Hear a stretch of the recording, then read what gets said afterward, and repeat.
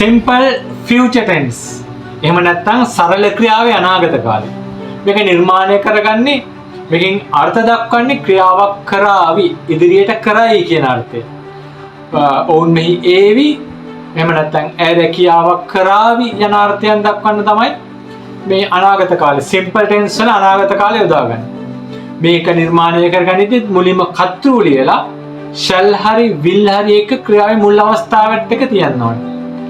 I we කියන කර්තෘ දෙකත් එක්ක shall උතුරු කර්තෘ you they he she it එක්ක will එක ක්‍රියාවේ මුල් අවස්ථාව තියලා අනාගත කාලය ඇඟ වෙන්න ඕනේ. උදාහරණ කීපයක් ගත්තොත් ඔවුන් මෙහි ඒවිනම් they will come here will එකත් එක්ක ක්‍රියාවේ මුල් අවස්ථාව. අපි ඔබට උදව් කරන්නම් we shall help you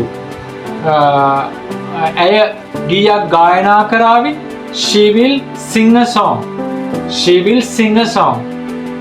මම ඔහුට දන්වන්න I shall inform him